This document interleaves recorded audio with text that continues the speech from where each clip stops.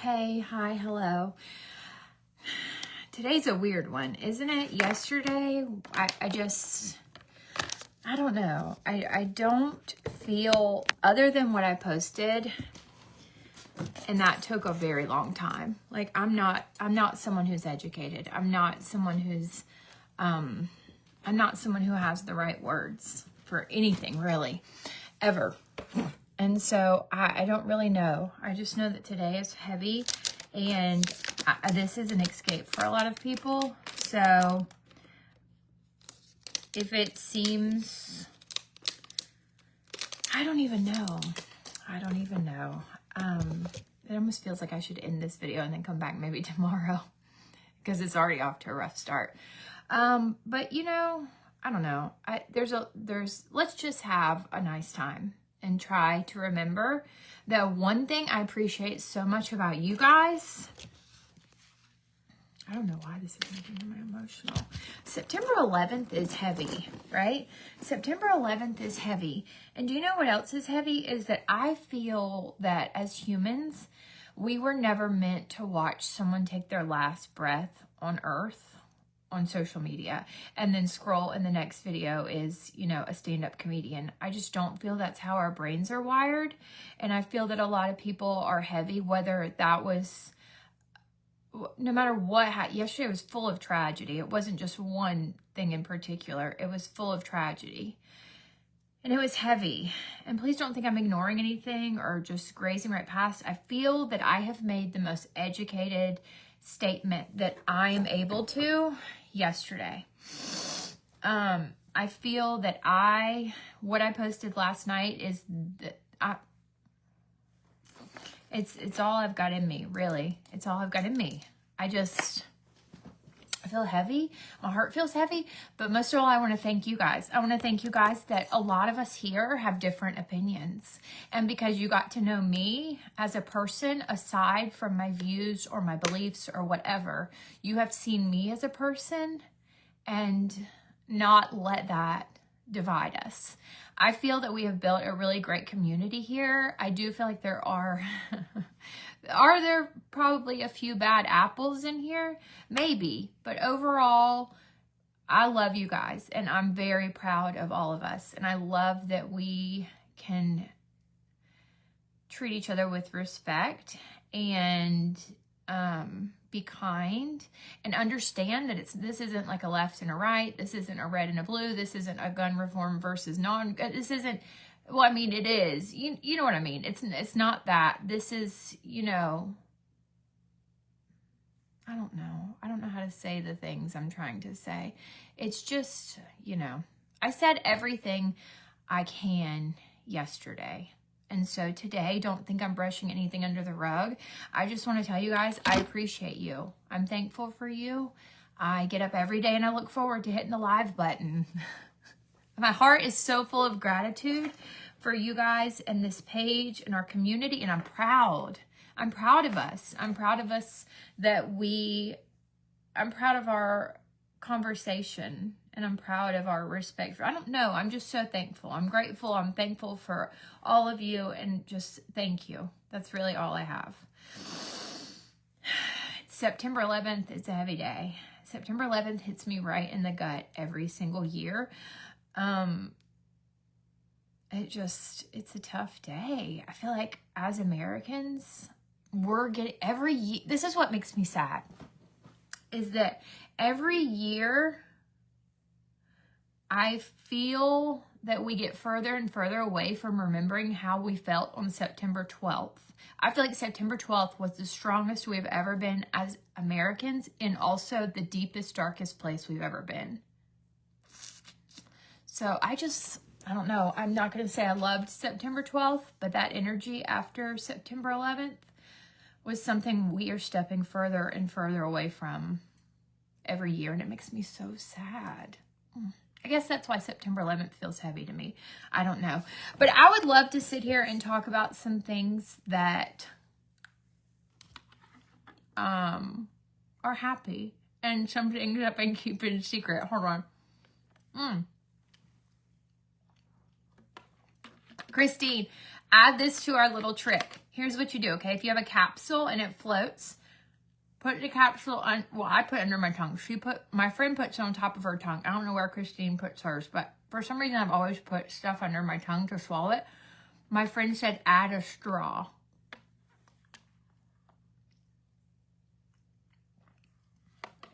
She said add a straw because sometimes you're not getting enough liquid and tilting this way you can tilt your head and get enough liquid. I hope that helps.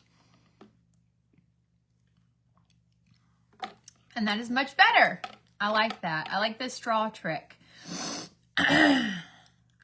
Thank you, Jessica. That's the perfect way to say this. Thank you.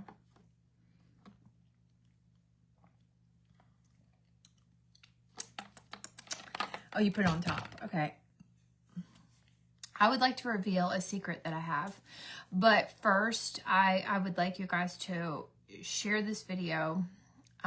Let's wait a few minutes. Let's wait a few minutes because I know exactly what will happen. Like everyone that didn't get notified will realize it's after 10 o'clock and they'll come here and then they'll want to know the secret. And I don't want to tell you the story 50,000 times at once. Oh, so maybe we should wait a few minutes. Okay, here's what we'll do instead. We'll talk about the boys. They had the time of their lives. If you live in Atlanta, I can't believe you are so close to the Battery and all of the cool things there. And I can't believe you have access to so many neat things in your city. That's really awesome. Josh and Abram went yesterday, or 2 days ago they left, and they were going to an Atlanta Braves game. I mentioned that yesterday. Abram's not a baseball guy. Josh is a baseball guy. However, Josh remembers going to a game when he was little and just remembering, like it was one of those core memories with his dad. Not because somebody poured a beer down his back, but because he had the best time ever. And so he wanted to make that same memory with Abram. Well, Abram, big basketball guy, like literally doesn't know the first thing about baseball. I mean, he does, but he doesn't know any players. He knew one player, so I just go ahead and put them far back and just swallow. I can't. I'm picky pill taker. I wouldn't be a good drug addict at all. I mean, for many reasons. That was a weird comment to make. All right, anyways, oh, so they went to Atlanta, and they had the best time ever. They stayed in the Omni that is connected to the Battery. If you have a baseball lover in your life, you really need to get them to that whole area. Everything is like themed, but not over the top theming. Like Josh said, the hotel doors are navy blue on one side and like a red on the other because of Braves colors. And he said there were little like touches of baseball around. It wasn't like Disney theming, like over the top, in your face, baseball mitt, like you feel like you're at Chuck E. Cheese or something. He said it was just really classy and really well done. And he'd like to go back. He'd like to take our family back. And he said that there was enough stuff to do for like a week in that area. He said the restaurants, the ballpark, and then he told me about like a few times people really extended kindness for him. And I've talked about kindness to him, rather. Abram got a ball from a security guard. One of the balls that were, you know what I mean? Yeah, exactly. That too, Christine. All the things. My hair looks like a rat's nest today, but I'm going to curl it shortly. Isn't it awesome, Buffy? So they went yesterday and they had so many things to do and they had so much fun. Do y'all like to call her up or do you like to call her down? I like to call her up. I don't know who I am. I don't know if this means I'm embracing like my gray haired era and I'm just fully transitioning into an elderly woman. I don't know what it means, but I like to call her up. I kind of like it up and then curled a little, like a vampire. I kind of feel like Count Chocula when I do that, but it's okay.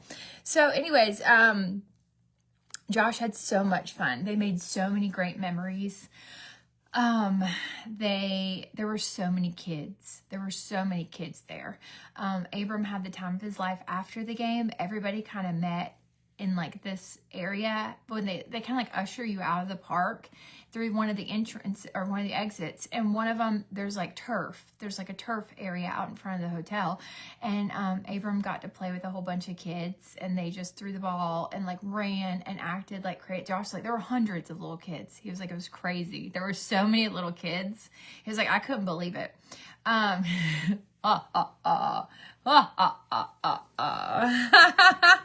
all I got. All right, I have to tell you guys about the great big surprise, though, that I've been keeping. And I want to go ahead and tell you right now, a lot of you guys, I'm flattered. A lot of you guys, you think a lot more of me than I do of me. That's for sure.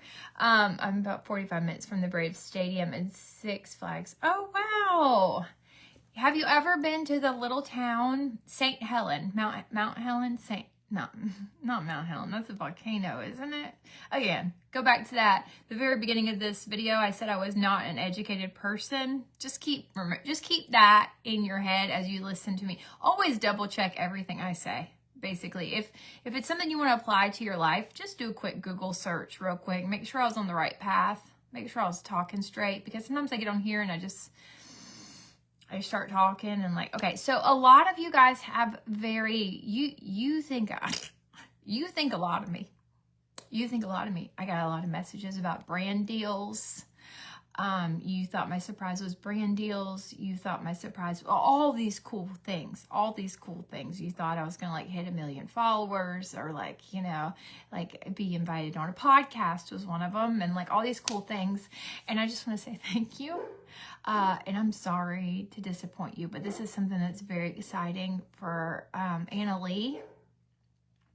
And actually, I spent the better part of yesterday morning crying. That's why I think yesterday's events, all of them, were so heightened, because y'all come with me to make coffee. Come with me to make a cup of coffee. That sounded like the beginning of a good TikTok. We had our first Braves game ever back in May through my husband's work. We're in Hank Aaron private area. Oh my gosh, that's awesome. Helen, Georgia. Yeah, it's like a little tiny Germany, they say. It's like a little tiny... If you're a beer drinker, you should go, because I've heard, I mean, just beer just flows like a river at that place. It's like, what's that thing called? Again, I don't know. We're getting too far away from the point. All right. So, yeah, I spent the better part of my morning crying yesterday. I don't even know if I'm ready to break into this story yet, because I know I don't see a few people that have asked me and said like, oh, I'll be there, and I definitely want to hear what's going on. Okay. So, Anna Lee and I were keeping a secret, and my sister-in-law, yesterday at 3:45 in the morning, I woke Anna Lee up, and she began her journey to Oklahoma. She is not gone forever. I know this seems very dramatic, but you have to understand, I've never been away from my children for 10 days, ever. Maybe one time with Ava, when she was little, but my children have never gone anywhere for 10 days ever. And I'm a helicopter mom. I'm a little bit of a helicopter mom. So yesterday, Anna Lee left at 6 a.m. to go to Oklahoma to surprise my nieces. And that's why I couldn't talk about it, because my nieces have social media. They're very big on the interwebs. They love it. My niece Roman is a very big deal on Instagram with her gymnastics. Like, I knew that if I talked about it here, there was like the tiniest little percentage that they could get on here and see it. And so I was like, I've got to just keep my mouth shut. Your lies, and Ava's not right.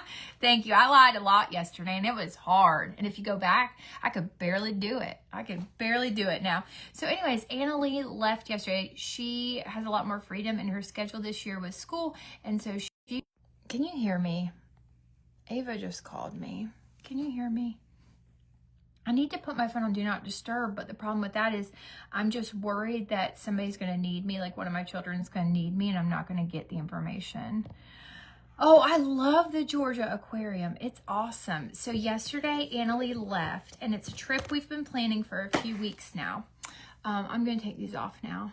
It's a trip we've been planning, and it's not even that big of a deal. It was just something really major in my life that I couldn't talk about, and so I was acting like a weirdo, and I wanted to be able to explain. I'm not expecting everyone to be like oohed and awed and completely, totally invested in this. I just wanted you to understand that yesterday was a huge day. And Josh and Abram were in Atlanta, so at one point, 3 of my family members were in Atlanta without me. And I was so sad that I wasn't the one getting on a plane and going to see them. I wanted to be on the plane with her so bad, but it just didn't work out. We love family time, Stephanie, like to a fault. It's a little aggravating. Like our friends will call us and they'll be like, how many kids do you have with you? If we're going to dinner and we have to make reservations, they're like, are there 10 of y'all? Because we always have our family and then 100+ ones. Yeah, I was acting like a weirdo because I knew that if I yesterday was heavy for me. Let me tell you what happened. Annalie boarded that airplane and I stood there and I cried and I cried and I cried and I cried like I was in The Notebook. Some lady looked over at me and said, she's going to be fine. And I was like, you don't know that, first of all, ma'am. You don't know that. And that's what makes me nervous. It's just like the uncertainty, like the being, I guess, not having control over the situation and like being the one getting my child to point B. So let me start with how she told me her day went, okay? She is ready to be a flight attendant. She doesn't need high school anymore. She is not interested in school. She wants to fly. I'm not even sure if she wants to be a flight attendant, but she wants to fly. She's like, I love flying so much. She flew Delta. Now, let me tell you a little something about me. Okay, there's nothing I love better than hopping on that Spirit bus and hitting the skies, heading down to Florida. But the thing about Spirit is they just recently got Wi-Fi on their airplanes, okay?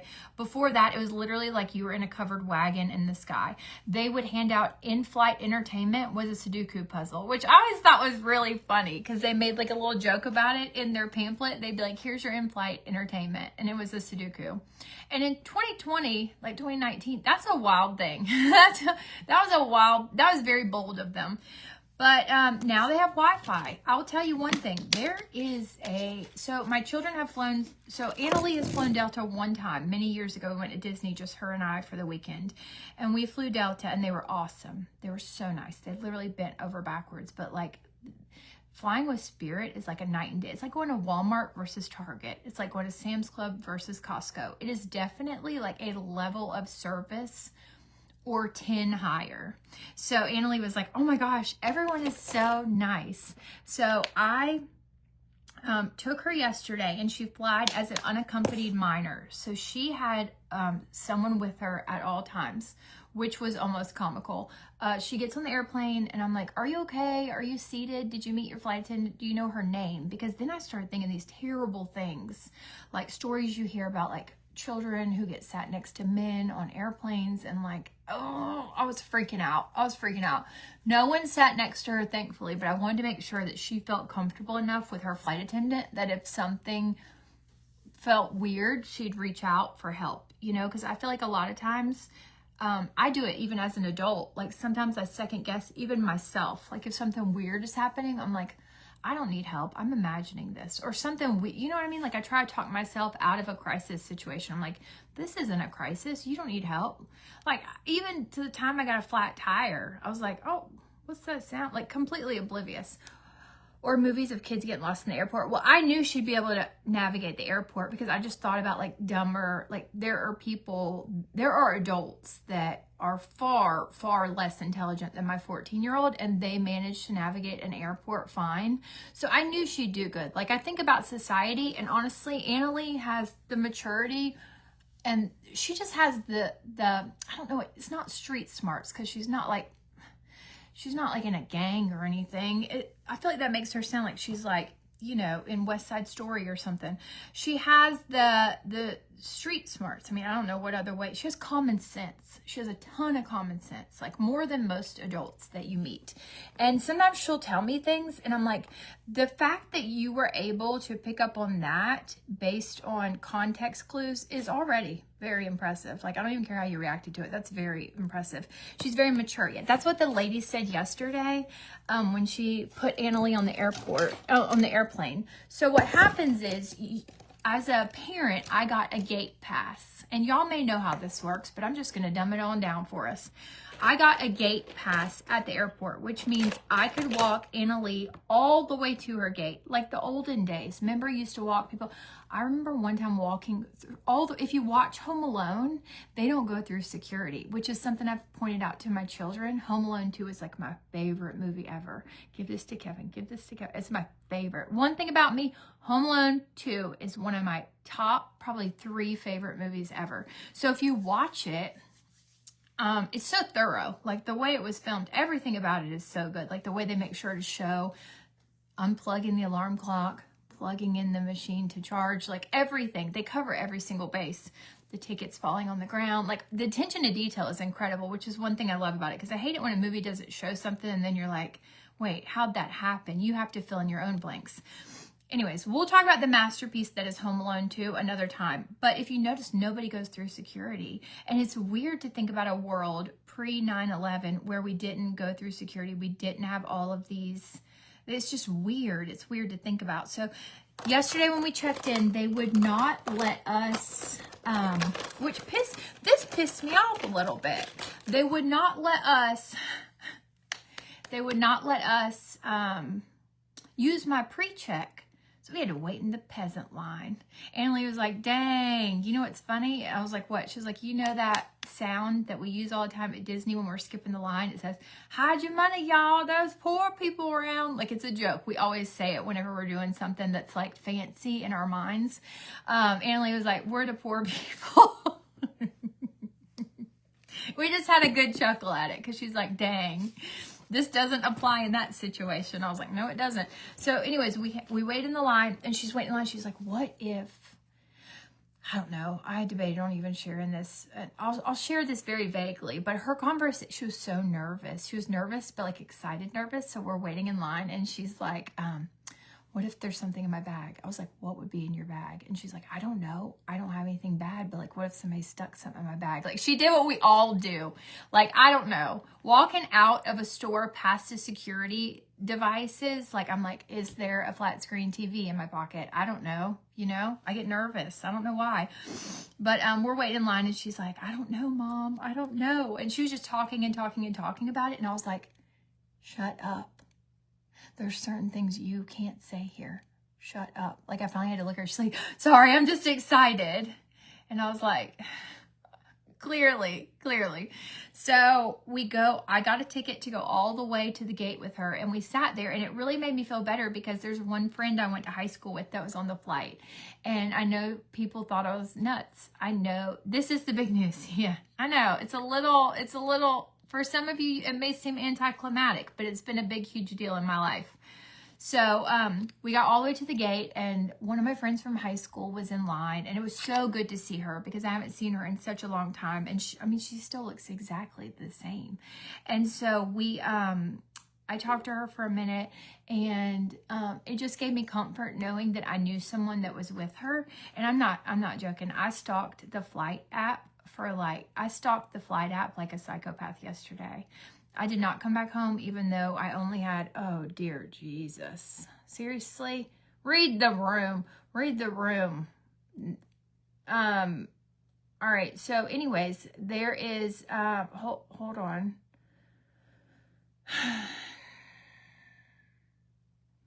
So there you go. There was, so we just started at Miss Sandy. So I went, I took Annalie to the airport. I waited for her to leave. After she got on the airplane, she texted me. She was like, hey Heidi, this is Elf's Halo Glow. It's very inexpensive. It's like it's a little heavier than a tinted moisturizer, but a little less than a foundation. I know, Jamie, I know, but a lot of people thought I was getting like brand deals and stuff. So anyways, I put my child on the airplane, and she sent me a text message immediately, and she was like, my flight attendant. I was like, how are you? Do you know your flight attendant? Is everything okay? And she was like, yeah, she just got married in December. And I was like, oh, thank God, this apple didn't fall far from the tree. And in this situation, it's paying off. Like, Annalie already knew her life story. Literally 2 minutes on to the flight. So the lady comes off the plane, and the gate agent, and she's like, you have to stay until it takes off. So the reason you have to do that is just in case they're like taxiing, something happens, they want you to still be in the building to be able to pick up your unaccompanied minor, because they cannot be under anyone else's supervision. Like, they have to be passed from person to person. They're never without supervision. So, she got to know her flight attendant. They put her in the very back of the plane on the last aisle. And I remembered that she would get to see the sunrise. And so I texted her. I was like, make sure you look out the window for the sunrise. Are you in the window? And she was like, yeah, I'm sitting in a row by myself. So that made me also feel better. And then she was like, if you go to the last window, I can see you. And so I was blinking my flashlight and waving it and just bawling like a baby. Oh my gosh, it was so sad. And I don't know what was so sad. I think it's just because this is just such a huge first. It's like a package of firsts that was sad. Annalie went to Oklahoma yesterday to surprise my nieces. And that's why I couldn't talk about it, because my nieces know all the things. And I did not want to be the one that leaked the secret. So when she got to Atlanta, the flight attendant then passes her off to a woman. She said, Mom, she's a Jamaican lady, and she's so nice. I asked her where she was from. She said Jamaica, but like, other than that, I have no clue what she was saying to me. And I was like, it's okay, little sheltered child. Just be kind, you know, just try to keep an ear out for important words, you know, just decipher what you can. Yeah, this is why I cried all day yesterday. So she got to Atlanta, and they took her to what appeared to be a pediatric waiting room. They take all the kids to a Delta Kids Lounge. Nothing like the Sky Lounge. Nothing like the Sky Lounge. The good news is, when she turns 15 in October, if she flies again, she can fly by herself, and she can go to the Sky Lounge, which honestly I'd feel more comfortable with. She'd be more comfortable. There's food. There's like stuff. So there's food in the kids' lounge. It's just kind of a sterile environment. You know, like, I feel like in the Sky Lounge, it's very comfy, cozy, very like, you know, you can lay back. This looked like a pediatric weight room. It was very sterile. Everything looked like it could be sprayed with Lysol. It did look clean. It did look clean. But everything just looked very like, you know, waiting room-ish. Like, everything was like that vinyl that can be sanitized, which is great. But she was just like, she was loving it. And so then they took her, and the woman, when it was time to board her next, she had a 2-hour layover in Atlanta. When it was, and I have videos for y'all. I have videos, so don't go anywhere. When it was time for her to go to her next flight, they walked her directly to the gate. I know, Miss Sandy. I know, I need to go. They walked her directly to the gate, and the whole time I'm calling her, like every 5 minutes, I'm like, what's happening now? And she's like, and she was so patient and so understanding. I don't know if Josh told her I was a basket case or what, but she was very sympathetic, because I know she was excited, but she was taking the time to like answer all my silly questions and like tell me the silly stories and all the things. So, but she's like that anyways. So I don't even know that Josh would have needed to tell her that. She's just very kind. So, I know she literally, I could cry at any given moment, because I just miss her so much. So, and I think just being like out of, I'm not a controlling person, but with my kids, I like to have my eyes on them and know that I know I sound like a weirdo every time I talk about my children, but I do. I just like having them around. I love being around my family. I love being with my children, and it's quiet here. It's so quiet. So I am hyper focusing on Abram and Ava this week, if you guys need me. So anyways, she's gone for 10 days. She landed, and my sister-in-law, she was handed off from the last flight attendant. The flight attendant on the last flight handed her to my sister-in-law. My sister-in-law was like over the moon excited to have someone there, because there's only been 3 family members that have gone out to Oklahoma to visit out of like 100. I know, Christine, I know. And so I was like, she was super, super excited. She's like, I'm just so happy I get to share my life with some. Shame on us for not going sooner. We really should have, because it's something that's important to us and it's important to them. It's just finding time, and like, honestly, it's selfish reasons, like not going to Disney World. You know, I could probably go there, and it makes me feel bad. It makes me feel bad. I just didn't ever realize it was that important to her. But I would love to see how my nieces like live day to day and what their lives are like, and you know, like go to gymnastics and watch Roro, and go to games and watch P, and just hang out with Sully, because she's just one of a kind, and it's a whole experience in its own.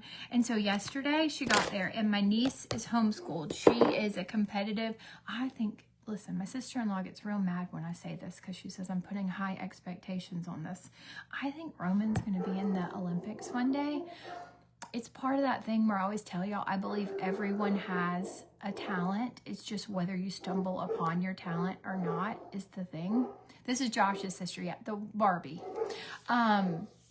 So whether you stumble upon your talent, or I think she stumbled upon her talent. I think she's incredibly, incredibly gifted, and this is her thing. I think she's going to go to the Olympics. I don't even care. And so anyways, so she went to Oklahoma, and she flew into Oklahoma City, Miss Sandy. And so I want to show you guys this video. Dang it, I'm signed out of everything. I hope it will work, because yeah, Augie's pissed. I think they hear somebody, which is fine. They can hang out there. Oh no, I don't know my password. I want to show y'all the videos. I'd have to post them. And let me see if this works. Hold on. So, she landed, and my sister-in-law picked her up, and Roman was at gymnastics. The other two were at school. And so she got to see Roman first, and she comes running across the gym at gymnastics, and she like jumps into her arms, and it's the sweetest, most precious thing ever. And then she got to surprise, then next they picked up Presley from high school. And that was, oh, I cried and cried, and, hold on. Augie! Okay, hold on. This might work. I might be able to, hold on, I might be able to get in. Hold on. Hold that thought. Oh.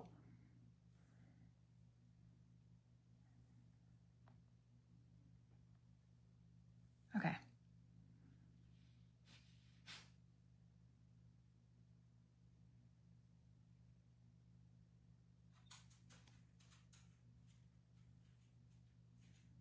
Trust this device. I mean, yeah. Okay, so Roman she saw first. Let me see if I can. Sorry, I know this is Augie, hush. I know we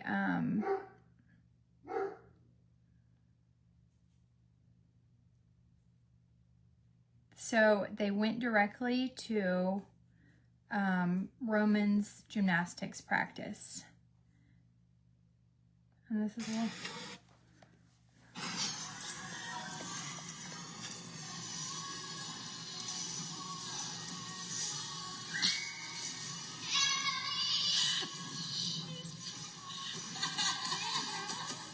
She's gonna jump across the fence. So that's Roman. What's she doing? And Roman said, what's she doing here?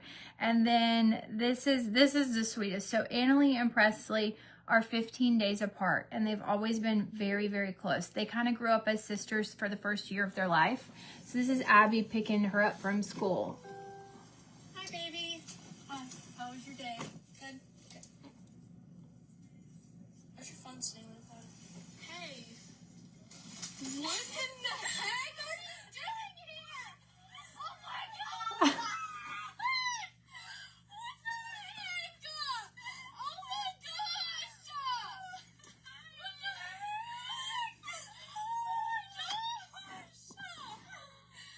the heck? I was so bored all day. Oh my gosh! I didn't even know you were coming here. My poor sister-in-law, Annalie says, I've been so bored all day. And then this is This is my niece Sully. We affectionately call her Chully. Mr. Joey. What are you doing? What are you doing?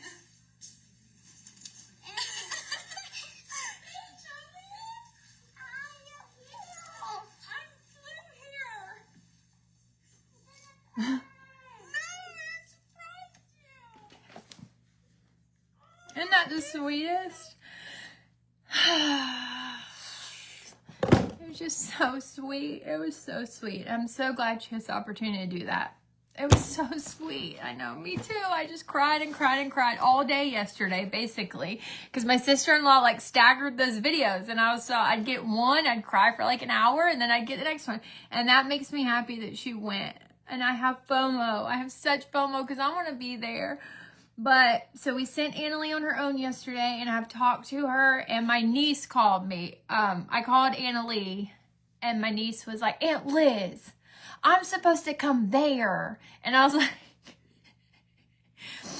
were you surprised? Were you excited? She was like, well, I'm supposed to come there. And I was like, what do you mean? She was like, there's nothing to do here. And I was like, child, there's so much to do. Like, Annalie has a whole bucket list. They are going to go to the Oklahoma State Fair. That was the biggest reason for going, because the girls miss a few days. They get to be out. School gets off so they can go to the state fair. I know, we're all good. I'm glad we're all a mess together. And so the girls get off school for a few days for the fair. It's like an actual like break that they have is the fair break. And so they'll be able to go to the fair. And last night they ate somewhere, which I don't know, me and Christine didn't know this place, but maybe y'all will. It's a place called Brahms. It's basically, I think it's like a Dairy Queen, like a chill and grill type of thing. They have cheeseburgers, but they also have ice cream. Well, my nieces always talk about Brahms. And so last night they as a family, because it's like right at the front of their neighborhood, as a family, they all walked up to the Brahms, like, and she was like, I don't think we thought we were walking there.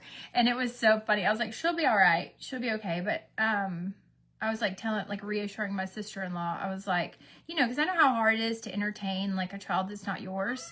And I was like, really, I promise you she's fine. Like, she is the easiest person to have around. Like, you could literally like, as long as she's got like a phone charger and like a few snacks. But look at them all. That's them walking to dinner last night. My widow Charlie. Look at widow Charlie. She's the sweetest. Talk about a child that is in touch with her emotions. Like, she can have a real deep feeling conversations with you. It's incredible. It's really weird actually that she's so in touch with her feelings. And so, Brahms, y'all know Brahms? Okay, cool. I had no idea what it was. Is it like a Dairy Queen chill and grill, or like what do you compare it to? I know they have ice cream. Annalie had a cheeseburger and ice cream. So that was the first thing on her Oklahoma bucket list. I don't know what's wrong with the dogs today. Clearly they've lost their mind. They're going to have such a good time. My sister-in-law has like, she's just going to let Annalie go. Like, her girls have such social calendars and like so many boom, boom, boom. Like, they were going to go to youth group last night when she arrived, and they were both like, we're too tired. So they ended up skipping it. But there's a birthday party this weekend. I was like, Annalie, pack your bathing suit. She's like, why do I need a bathing suit in Oklahoma? And I was like, there's a pool party. And she was like, what? I'm going to a pool party? And I was like, yeah, you're doing all the things. Like, she's basically Presley's shadow for the next few days, which is great. And then Abby was like, she's so sweet to the little ones. She's already included them. She told them they could all sleep together last night to celebrate, but I'm a buzzkill, and I told them no because they have school today. So, yeah, it's just really, it's really cool. We had Brahms in Texas, had chicken there once, the texture. Nothing worse than textured chicken. Can you guys give me 2 seconds, just real quick? Hold on. Don't look at the bottoms. This isn't what I'm going to wear with this super cute pullover. Augie! Simba! What's wrong?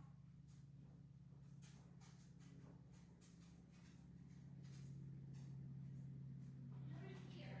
Nobody's here. Come on. Come on, Augie. Come on. Go upstairs. Come on.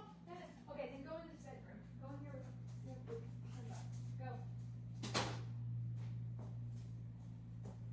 Okay, I'll at least like put them in there together so they can bond over their barking. It almost sounds like there's a helicopter or an airplane circling, and that might be what they're barking at. I think a mix between Dairy Queen and Baskin Robbins. I love Baskin Robbins. That's my favorite ice cream ever. Aside from Melt, that's my favorite ice cream ever is Baskin Robbins. The cookie dough, I could eat it the rest of my life. So that was the big day yesterday. And I'm excited to see what they have planned. And really, I guess my biggest like hope and prayer for her trip is that they don't get sick of each other and start arguing, because I will feel terrible for my sister-in-law if she has to referee an argument when she's already doing so much already. But yeah, so my sister-in-law was like, oh, it's gonna be so much fun. And I was like, I know, you guys are gonna have a great time. So yeah, that's where she is. She's in Oklahoma. My girl is gone to Oklahoma. And so she was like, I love you, Mom. I love you. And I was like, I just want you to know how proud I am of you, because this is like a really big thing to do by yourself, and to be so brave and to be so excited. And like, you know, don't ever lose that. Keep doing that. Like, keep wanting to see all the things and go all the places. I love that. I love that about her. I love about Ava that she doesn't want to do that. She wants to just chill at home with me, and that's where she gets her joy. And then Abram, he doesn't care. He'll go wherever. So every child is so different. Every child is so different. So Annalie will be gone for 9 days now. I'm doing a countdown. If you see a paper chain in the background, just ignore it. I might make one later. I'm just so sad without my girl. She's like my, you know, my buddy now that she's here. And so that was my day yesterday. That was Annalie's day. There was so much, I kept trying to say, like, don't forget the excitement. Like, don't bring her down. So I did wait until she got on the plane to cry. And I didn't let her see me cry, because I didn't want her to like think, you know, I don't want to ruin her trip. She was so excited. But like, as a mom, I just felt like it was like a hard, and then of course I start panicking, like, oh my gosh, what if something happens? Like, you know, there's so many things out of your control. And I guess that's all part of like letting your kids like, I feel like I'm experiencing a lot more of this for the first time, because although Ava had a lot of firsts that she did, she never was too interested in like going far from me. So this is kind of like my first experience with this. So it's interesting. Now grab a ticket and fly to get her. Just come on a weekend so Josh can be there with Abram. I can take so many Texas activities. I would love to. I am going to come out there. So when I booked her ticket, the guy was like, wow, your husband must travel a lot. And I was like, no. He does. He actually, sir, the ironic thing is he doesn't fly at all. He was like, well, he's earned 90,000 miles so far this year. I was like, oh, that's cool. Yeah, he doesn't go anywhere. And he was like, really? I was like, yeah. So the only bad thing is we have all of these perks with our Delta Sky Miles that's linked to our credit card. We have over 1 million.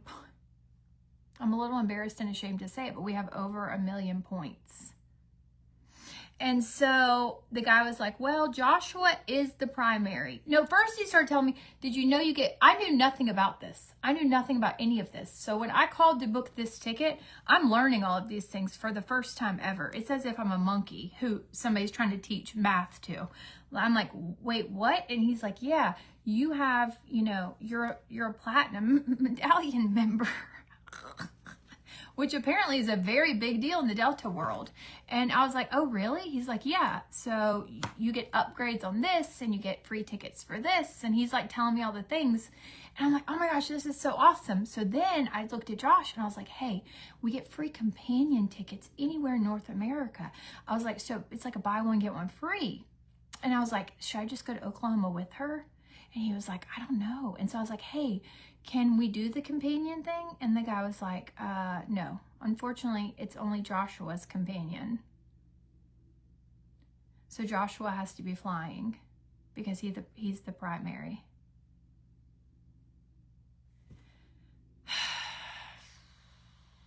And I was like, well, ain't that a you-know-what? But he will. He'll fly one day soon. I can just feel it in my bones. So it's fine. It's fine.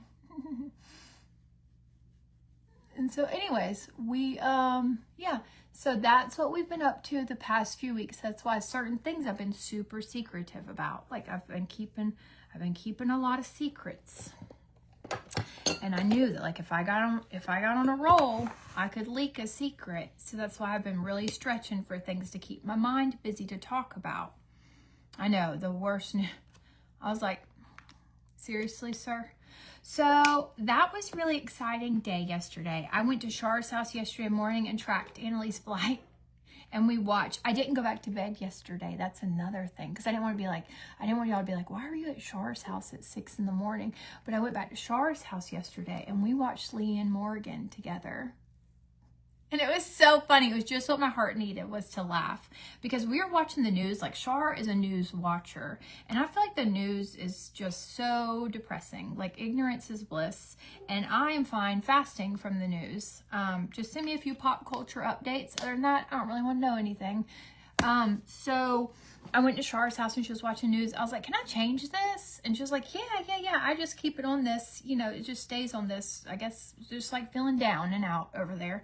So she was like, yeah, go ahead. So I was like, do you want to watch something? She was like, yeah. So we watched the Leanne Morgan comedy special while Annalie was flying her final leg. And then, I headed home and went live, but I had to wait until she landed. That's why I didn't go live yesterday at 10.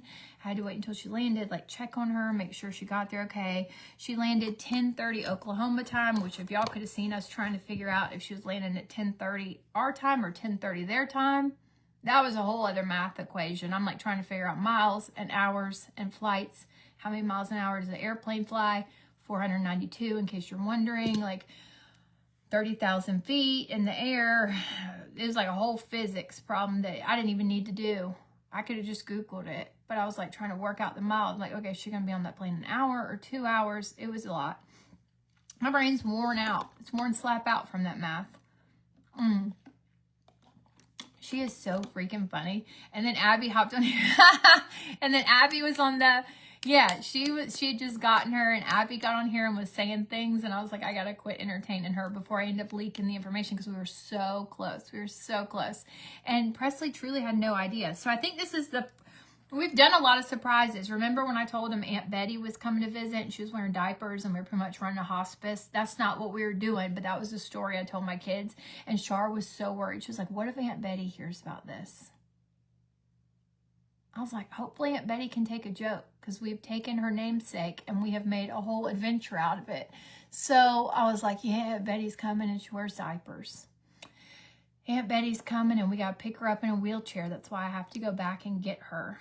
And my kids were just like, what is happening? They thought I was transforming the house into some sort of nursing home program for a stranger I had never even met before, because I didn't think I met Aunt Betty. And it was my niece Presley.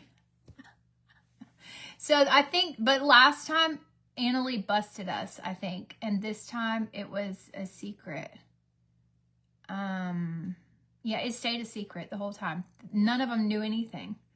None of them knew a thing. And it was success. It was a success. Now Char told me she's going to come stay. She is. She's going to come spend some time here in October. I'm excited to have a little sleepover partner. So, that's that. That's what we did yesterday. That's why we had to go shopping a few days ago, because I had to like make sure she was stocked up on all the things. And yeah, it's just basically very exciting, and that's the secret I've been keeping. So I do have to say, if you have a child and you're considering letting them fly on their own, Delta's program is amazing. It costs, I think it costs $150 each way, but it is a great program. Like, I see they put a tracking bracelet on your child. It looks like a hospital band. And we got there and I was like, surprise. The lady put it on her, and I was trying to like be funny because I felt emotions, and God forbid we feel an emotion. So I was like, surprise, you're here for blood work. surprise. And she was like, what? I was like, because it looks like a hospital band. And she was like, oh, what's blood work? And I was like, okay, never mind. And so, but everybody was really nice. The one lady came out and she said, she's going to be fine, I promise, because she's very mature. I can tell by talking to her just from walking her here to the airplane. She was like, she's very mature. And I was like, yeah, she is. She's a good girl. And so, yeah, that was yesterday for us. She's now going to spend some time with her cousins, and that makes my heart happy because I didn't really get close with my cousins growing up, and so it's good that she has this opportunity and they can grow up and be close and visit and feel comfortable together. I had to cancel a flight with Delta and they gave me a full refund. They're the best. They really are. They're the best. And after dealing with Spirit, I was like, I had forgotten, like I'd almost become like jaded. I'd almost become like you know, I'd almost like thought that was the norm, was to just like get cussed out by your flight people, you know. I'm just kidding. Nobody's ever cussed me out on Spirit, but like I've heard some things on a Spirit flight. I learned some things. I felt like I was like riding a school bus with middle school kids as an elementary school kid. I felt like I was a kindergartner and somebody put me on the bus with 8th graders. I feel like that's how a Spirit flight is. So yeah, it's really fun and it's really cool, and that's that. Is there anything else you guys would like to talk about? Because I wasn't prepared to talk about anything else, and I'd love to not talk about the obvious things. So that's what we did yesterday. And then Abram came home and Josh came home and we had a great night together, and I just kept saying, I feel like I'm sad.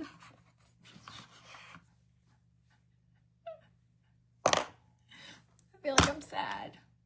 And Josh was like, it's okay. It's okay. Abram's here. And Abram's like, great. Now I got to be mom's emotional support companion. So yeah, it was a good day. It was a good day. Overall, I make a lot of jokes. I exaggerate things. I'm going to be fine. She's going to be fine. Everybody's going to be fine. It's fine. Everything's fine. Everything's fine. Started watching a Charlie Sheen. Did y'all, listen, I didn't watch the Charlie Sheen documentary, but I didn't know his connection to Heidi Fleiss until this morning. Did y'all know that, I don't know, again, you're going to want to cross-check this because this is just what I learned from a TikTok. I don't remember a lot of the Heidi Fleiss thing because I was young and like I had no interest in it back then. But like now I feel like I'm mucho interested because I just find that when people are like further along in life than their age suggests, like how did you get there? Heidi Fleiss was a madam at the ripe old age of 27. What? I know. Isn't that crazy? 27.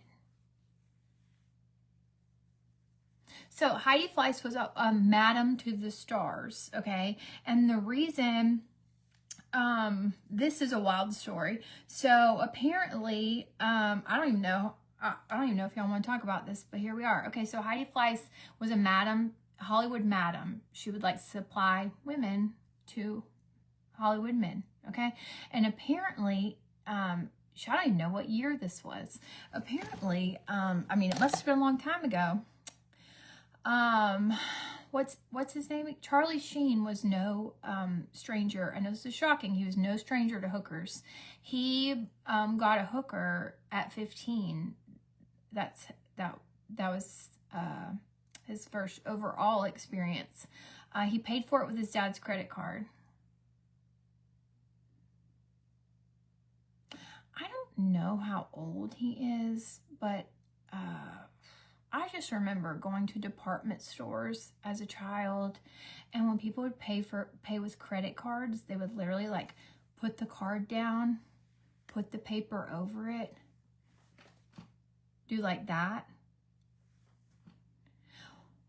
Were the prostitutes carrying that? Seems like a lot to have on your person when you're not in like the retail business. It was just, Is that what was happening? Or she didn't have a square reader, because that's very advanced technology. That wasn't around back then when Charlie Sheen was 15.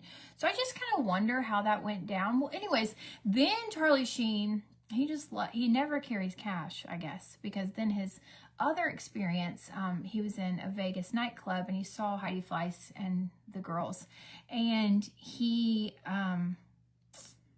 paid for a transaction, traveler's checks.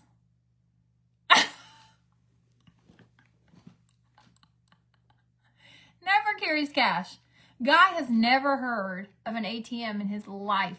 He's never heard of an ATM in his life. So when Heidi Fleiss was nabbed, she had a traveler's check on her, made out and signed by Charlie Sheen. That is a wild story. That is a wild story. And the fact there was no social media back then to cover all this. He paid cash most of the time, but he used traveler's checks. Well, the first time paid in a card. Second time was a traveler's check. I mean, not the second time, but you know, dude never had cash. Maybe he was using all of his cash with his dealers. I don't know, but I thought that was a crazy story. And so then they were like, hey, he was like, I'm not going to testify. And they're like, hey, we'll give you immunity. And he's like, all right, done. Consider it done. And so I think he testified, didn't he? Can someone tell me? I think he testified, and he was one of the reasons she went to jail was his testimony. So that was a crazy story to me. When I was listening to that this morning, it's like part of his documentary. That was wild. That was really a crazy thing to me. I was like, you know, I just, traveler's checks? Yeah, he did. And she is not, yeah, I did hear she's not a fan of his, because she did time in prison. Is she out now? I don't even know. I should have done more research about this before deciding to talk about it, but sometimes just going in blind is the best thing to do. So, yeah, that was a weird thing. So his documentary has become popular. She called him crying blank, blank, blank. She called him a crying blank. Okay, gotcha. Yeah, just a crazy, Charlie Sheen seems to have lived 1,000 years, doesn't he? And why does that one brother have a different last name? All right, this is something I need to speak to an expert about. Why does the one brother have a different last name? The one with the spicy last name, or his whole name's Spicy. I guess maybe they have different moms, and they'd have to have different moms because Martin Sheen is his dad, right? The other brother, I can't remember his name right now. This is why you should always research things before you just open it up and start talking about them at random. Charlie Sheen has a brother, Mighty Ducks. Is this, I know there's a delay, so it took me all of 15 minutes last night at dinner to figure this out. And here I am, just going in blind. I guess I could Google it, huh? Emilio Estevez. Okay, so Emilio Estevez, he has a different mom then, right? But then he took his mom's last name. I need to Google all of these things. I need to Google I got a lot of Googling to do today. There is an entire chapter I know nothing about. All of the last names are Estevez. Oh, Sheen was his dad's acting name. I see, said the blind man. Yep, that's it, Estevez. Martin Sheen and Charlie Sheen are, of course they are. Duh, yes. His brother used his real name, so he kept himself separate from his dad. He didn't want to be a Nepo baby. Got it. Of course it's a stage name. So are they 100% brothers, those two? You guys are so informative. Charlie Sheen's real... This will be one of those moments. Where were you when you found out? The rest of my life. Carlos?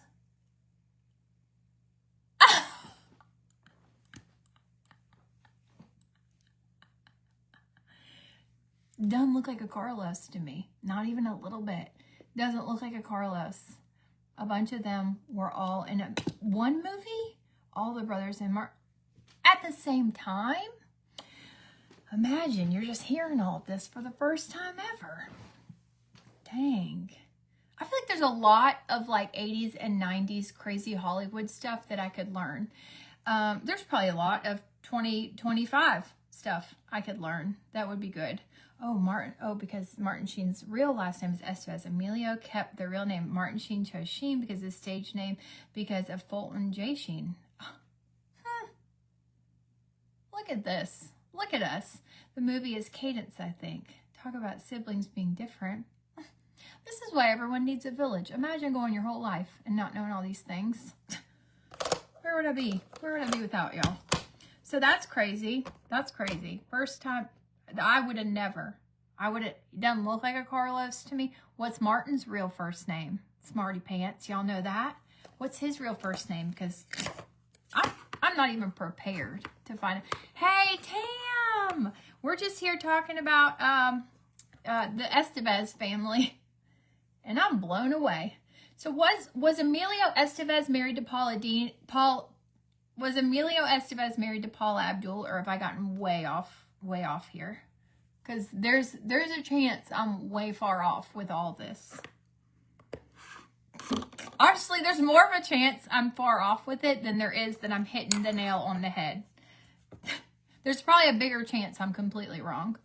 So yeah, wow. What a wild thing to learn on just a random day. Cadence was the movie. Well, that is wild. I'll tell you one thing. You learn something new every day.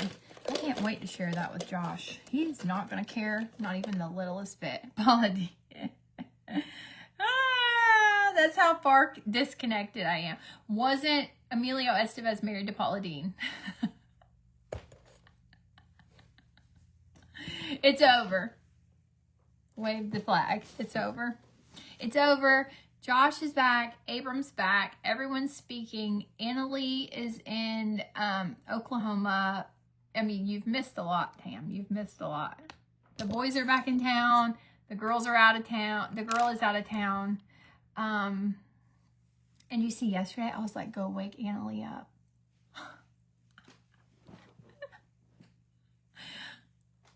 Go wake Annalie up. Just in case, like, I had that for a little extra razzle dazzle, just in case my nieces did, like, stumble upon my video. I even was thinking, like, is there a way to, like, pre-film something and post it while Annalie is en route? But I didn't want to, you know, sometimes you end up doing too much and you make it too obvious. Nothing would surprise me with Charlie Sheen. Charlie Sheen and Paula Dean. Run and tell everybody. There was a lot of drama. I feel like that was overlooked, like that time period, the 80s and early 90s. I have a lot to learn.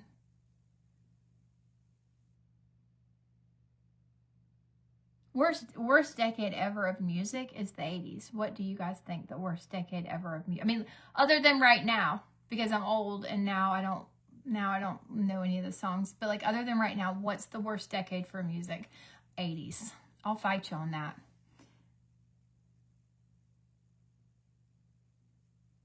But as I get older, I do gain new appreciation for some of it. Yeah, they were so excited, Tam. I showed the videos here. I cried a little. Even some people watching cried too, because they were just precious videos. They were so happy. They picked Presley up from school, and she was like, why are you holding your phone like that? Because Abby was trying to film her. She was like, why are you holding your phone like that? Let's box. I love the 80s. As I get older though, I do have new, you know what? I'm more specifically talking about like the hair bands, like the Bon Jovis. I just wasn't a fan of like that kind of movie. I mean, that kind of music. I didn't love it. I do love, there's certain songs I love that I'm obsessed with. Like basically the entire Dirty Dancing soundtrack. Patrick Swayze sang a song. Who knew? You know, I had the biggest crush on him. Still such a huge loss to the world, I think. But I don't love 80s. More particularly like the White Snakes and the Bon Jovis, and like the rock was awful. Like the hair band rock. I guess it's not all bad. It's just certain. It wasn't prime time for music, but it was okay. I introduced Abram to Weekend at Bernie's the other day because I was getting him ready for school, and I felt like the guys from Weekend at Bernie's because I was literally like carrying him upright to the bathroom because he wouldn't wake up, and I was like, "Come on, Bernie, wake up!" And he was like, "Who's that?" And I was like, "Give me 1 second. Go pee, brush your teeth. Give me 1 second." And I show. He's like, that sounds like the worst idea for a movie. I was like, well, now that I'm thinking about it, it was kind of dumb. Yeah, you got a good point. Yeah, every time the music played, Bernie just took off. Why? I don't remember. It was weird. So, yeah, is there anything else exciting happening? Does anybody have anything to look forward to? Tonight is football. I'm a boy mom now, so I gotta watch those things. And by watch, I mean sit on the couch while he throws random facts at the side of my head like darts. And I just say, oh, really? Wow, that's crazy. I never believed that while I scroll through TikTok. Oh, did you see it? Did you see that? Did you see that? Here, let me rewind it because you weren't looking. I'm like, buddy, really, it's fine. It's fine. And I'm like, no, you don't want to rewind something that's live because then you can't go back and catch up. He's like, yes, I can. I'm like, oh, good. Oh, good. All right, cool. Perfect. Awesome. Good to know. Last night we had the best dinner ever. We got takeout from the barbecue restaurant, and I discovered this sauce that they have.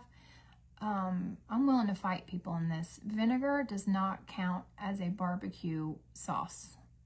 Vinegar has no place in the pork industry, and that's one thing I'm willing to die over. You know, like, I guess that's a poor thing to say right now, but you know what I mean. Vinegar is something that's a hill I'm willing to perish on, because I went yesterday and got this barbecue from this local barbecue place, which I'd never been to before, and it turned out being so freaking good. And I went and got the yellow mustard sauce. I don't even like mustard like that. It was so good. It was sweet. The mustard and the sweetness and the barbecue. Ooh, my dinner was so good last night. And Josh was like, this is what we're doing? I was like, yep. He's a big Mission Barbecue fan. Josh, a big brisket guy. And I'm a big pulled pork girl. So we don't always agree. I don't believe beef has much place in the barbecue world. Flying to Denver in a couple of weeks to watch Grands. Oh, that's awesome. That's going to be so much fun, Miss Sandy.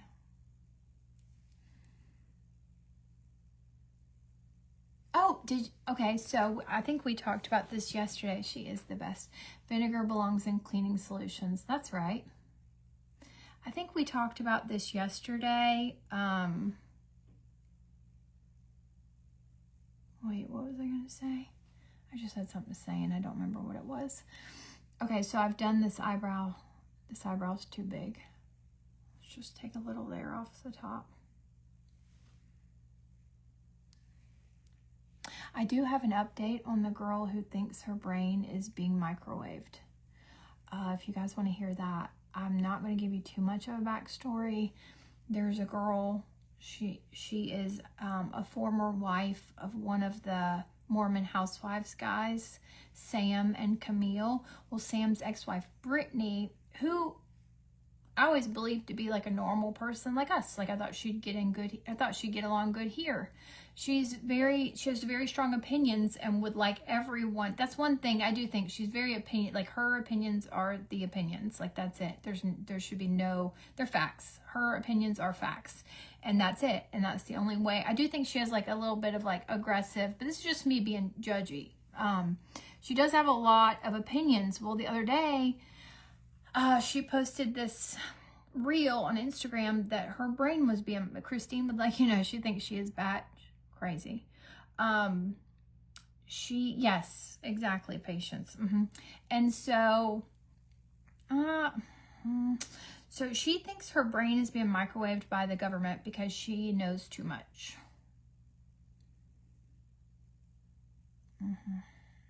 Yep.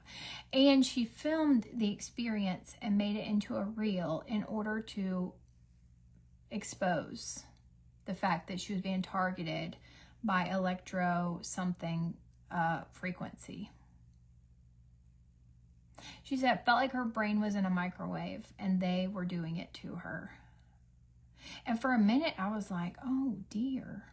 I mean, could that happen? Like I put on my tinfoil hat for a second because she had me like a little bit convinced. So she does this video and her kids are with her and she's like, we had to come to a hotel because we are being targeted. Our brains are being zapped and my brain hurts. And that's gonna be you. Oh, I just wonder, what does a mom of two in Utah know?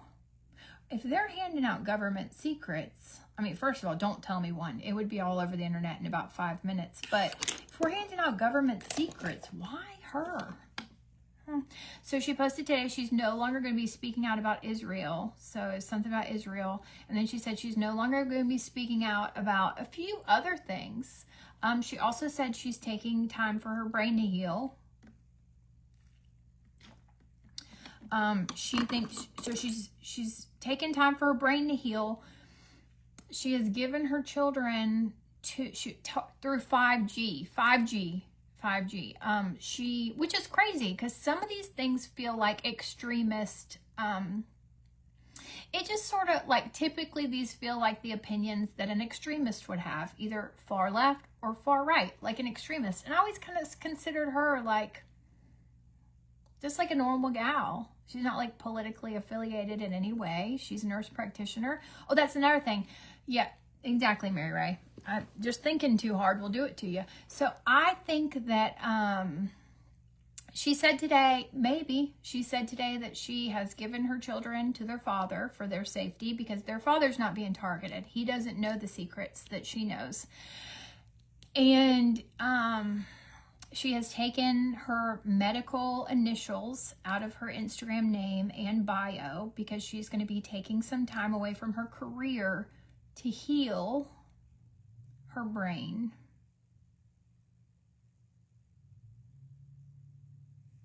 She will not be referring any of her patients to anyone new because that would mean she'd be practicing in some capacity and she doesn't feel mentally fit enough after. But just to be clear, it's not because she's in a psychosis, it's because her brain has been microwaved by the government, but she's completely in her right mind. She just wants time to heal from that experience.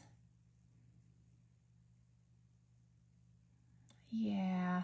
So the kids are safe, I think, is what's most important here. Her kids are safe. They're with their father. She removed all medical anything from her bio and her Instagram name because she used to have NP in her Instagram name. She said she realizes this is crazy. A few nights ago, she slept under, hey Karen, a few nights ago, she slept under a surveillance camera in a Walmart parking lot in her car because she wanted anything that happened to her to be able to be caught on camera. And she realizes this is crazy. And I just keep thinking about the hotel workers because she's mentioned a few times that she's gone to hotels and then she'll ask them to switch her rooms until she finds a room where she feels it the least. Sometimes it's a concrete wall. Sometimes it's the one furthest away from a 5G device.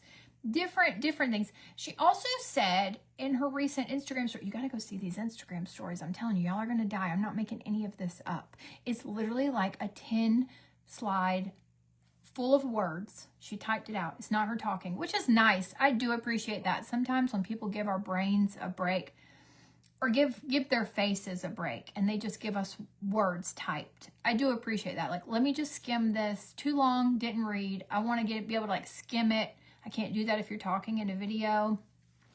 She said she's, just to be clear, she's not going anywhere like that. She just needs time for her brain to heal. Yep. And so she has stepped away from her nurse practitioner situation. She will not be referring any of her patients to anyone else. So they're just all high and dry, I guess, because she's really going through it with all these secrets that she knows. I wonder if she has, I just want to know, out of all the things she shared, she has yet to tell me if she put a tinfoil hat on.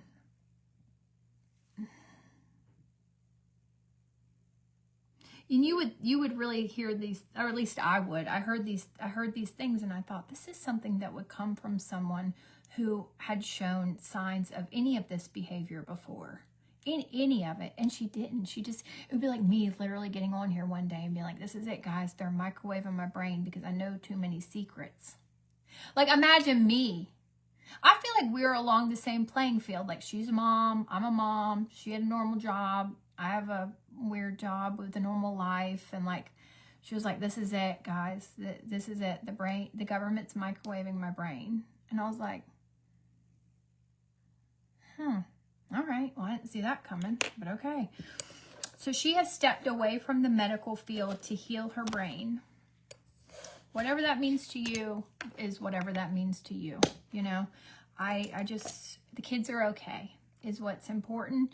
And she sounded like she'd be sleeping under cameras for a while. Oh my God. She did say she turned off the 5G to her phone because it's the 5G is how they're operating. So she turned off the 5G to her phone. And she would like to know if she can still go live from an LTE platform, which is like one step down from 5G on your cell phone, like 4G, basically. The technology totally changed between the two, and I don't know the ins and outs of it, but I do know that much. So when 5G came out, some people went crazy about it. They don't like it. They don't like it. And so her name is, I don't know, her name is Brittany Wheelwright. She is an ex-wife of one of the Mormon housewives' husbands. And really, I don't know. It's just some girl I follow on Instagram. She doesn't have like a huge platform, but I noticed the other day she seems to be going through it in life. A lot of people are claiming it's psychosis. Some people are saying it was asking her about a carbon monoxide detector. She said it's fine. She also has been different places. So at first I thought carbon monoxide, but now that it's been a few days, it's been like 5 days. I don't think it's carbon monoxide. I don't, which is unfortunate. So she said that she'd like to know if you can go live on TikTok using LTE, because she would like to do a continuous live stream to help ensure her protection.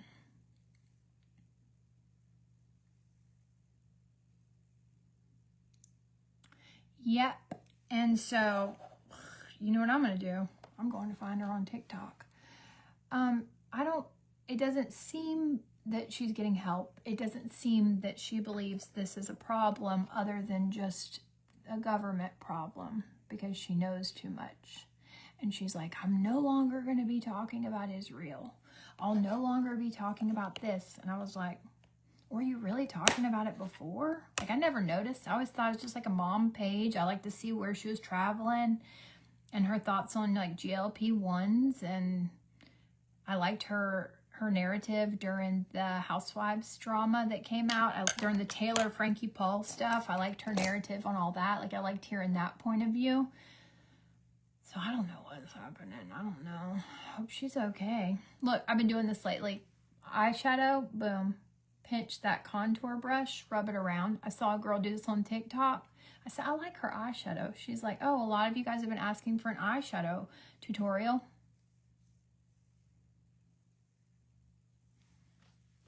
Boom. Done.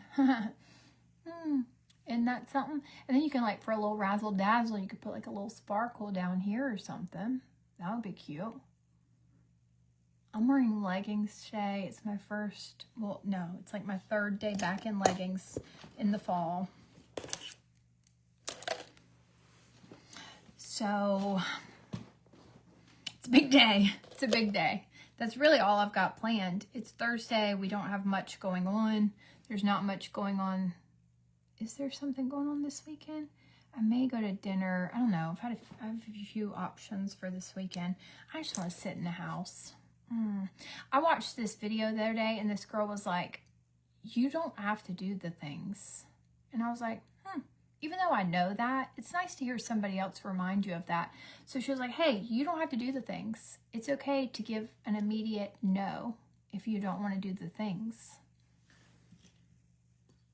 And I just need to be reminded of that sometimes, because I do feel like you do things and you're like, why am I doing this? Why am I going here? I don't want to.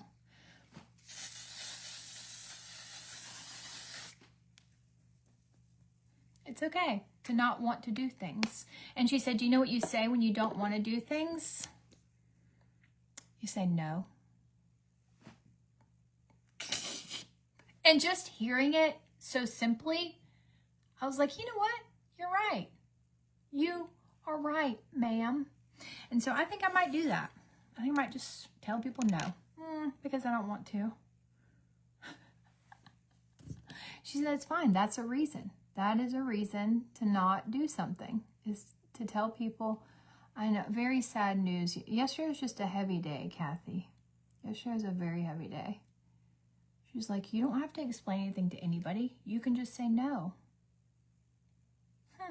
We're going on a dinner cruise for the new teen in the family. I can't believe it either. Time flies when you're having fun, doesn't it? I've been watching The Summer I Turned Pretty. If you're not watching it, that's fine. That's what I'm going to do. I like it. It's a good brainless TV show. I can rot away to it. I can like play on my phone, look up, go back to my phone. Like, it doesn't require all the observation in the world. Although there are a lot of Easter eggs I've probably missed along the way by not paying attention. But I'm on episode, I watched half of episode 10 today. And I just feel like they're really dragging things out here. If you haven't watched that yet, it's a good brainless watch. It's a teen drama, young adult, teen. It was actually a book that was a young adult book. It sort of reminds me of Dawson's Creek, but like a little like weird brother action in it, you know? Like one girl falls in love with brothers, and honestly, she's a pain. They should both kick her to the curb. I'm over her at this point, but I'm sticking around to see how it ends. There's like 3 more episodes after this one, I think, or maybe 2. I'm invested, so I got to find out how it ends. You should watch My Life with the Walter Boys. Oh, is it like that, Grisha? It's just a good brainless watch, and my girls were watching it, and I was like, all right, I'll watch it. Is it completely appropriate for all ages? No, probably not.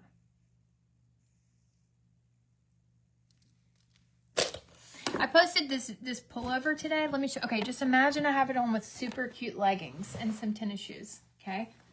It's such a good length, and it's really cute. And then you can fold these up if you don't want them long and like that. You can fold them up. It's just really cute, slouchy. I love it. I find it very easy at 64 to say no to doing things. I think that is something you learn with time. I do. I think that's something that gets easier with practice. Sort of like the same way like having self-confidence or being a certain way. You have to like keep telling yourself the things to believe it. Like, you can say no. You have to keep reminding yourself of that, because people make you believe like, what? You can't. You have to. And you don't have to. My daughter loved My Life with the Walter girls. Oh, yeah? All right. So this is Colossal Bubble. I know. I love a popped collar. All the pullovers have collar. It just feels like I'm an employee somewhere when I fold it down. Feels like I should be clocking in. Pop it up feels like you are Count Chocula. You're that girl. You're that vampire. Speaking of, did y'all hear that Twilight is coming back to the movie theaters soon? That was announced a few weeks ago, and I thought that was crazy. I'm 61. It's still hard for me to say no. You just have to practice, I think. Practice makes perfect. And once you say it once, it's like, dang, okay. And then if somebody's like, why? You're like, because I don't want to. Then people are like, okay. All right. Can't really argue with that. Cool.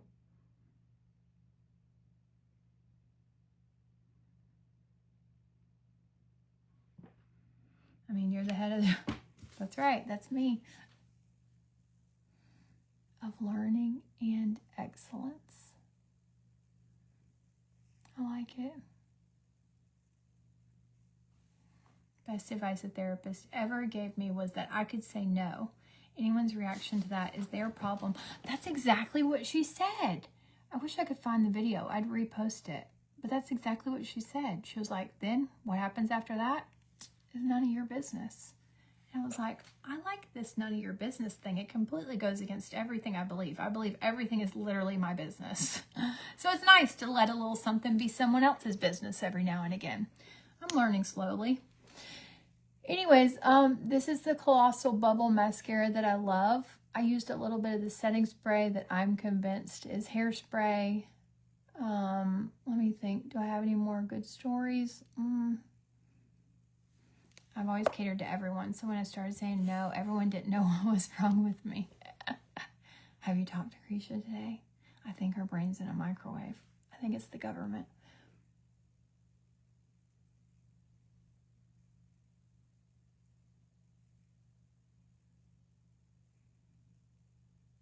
All right, listen, this is one thing I'm going to say about September 11th real quick, because I do feel like you got to go to my stories or either Barstool Sports, which seems like a weird page for me to send you to, but you got to go there and you got to watch Kevin's video. They post it every single year about the man in the red bandana. I think there is such a life lesson to that. I cried. I literally cried on the way home from school today. I was like, I was taking Abram. I pushed play as I left his school and just let it play in my lap over the speaker, hands-free, because we're a hands-free state, and as of September 1st. And so I was letting it play. All right, here's 2 things I want you guys to do today, and it won't take much time. It really won't. So there is a story that happened on 9/11 about a gentleman, what's his name? He literally has the most preppy name. He went to Boston College, and like his name is a Boston College name. He had a red bandana his grandfather gave him, and he kept it with him every day of his life. And there are people who were rescued from the Twin Towers that said it was a man in a red bandana that rescued me. He was responsible for the rescue of anywhere between 12 and 17 people, I think they said. And he just went in, and he was a hero that day, and he could have left and spared his life, but he went back in, and he went 17 floors over where he was leading people to. I couldn't even run up 17 floors, and that's something Kevin says too, and I agree with him.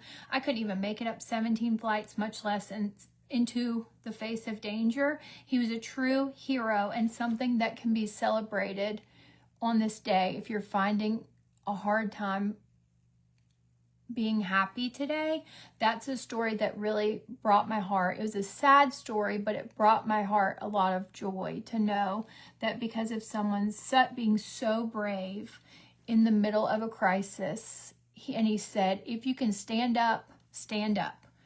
If you're able to help people, help. Or don't quote me, that wasn't exactly what he said, but it's very profound, and it can be applied to your everyday. If you're able to, stand up now. And then the next thing was, if you can help someone, help someone.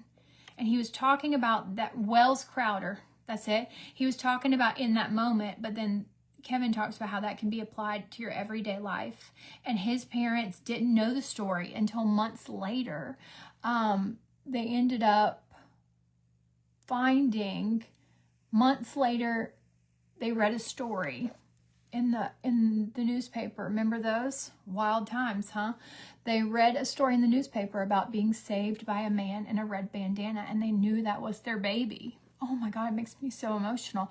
They knew that was their baby, and they held on to that, and that was the joy that they found in such a difficult time.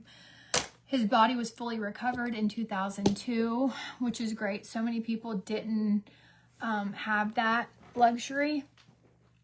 Everyone should go watch the video. It's on my Instagram story and my Facebook story here. And you just click the link and it will take you, it may open up Instagram and then it will take you, or you can just Google it.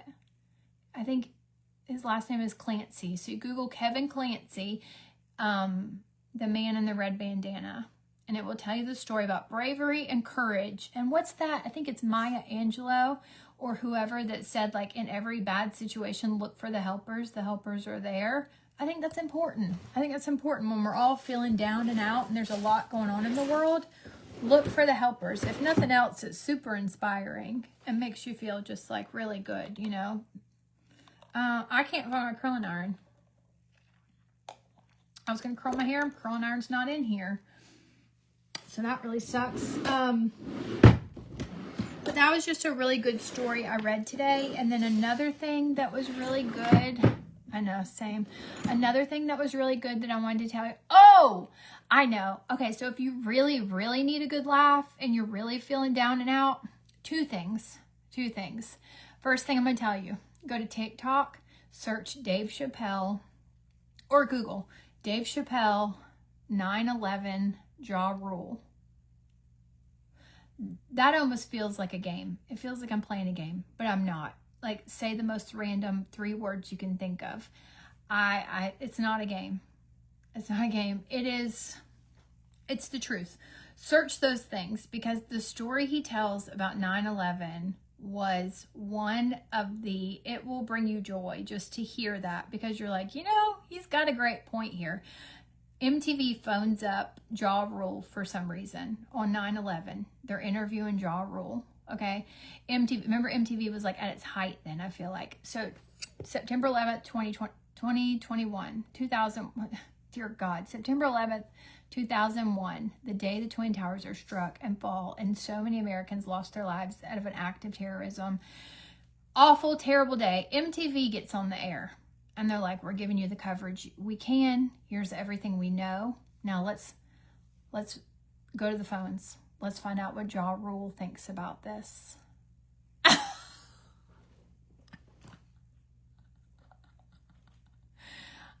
I'm sorry, what?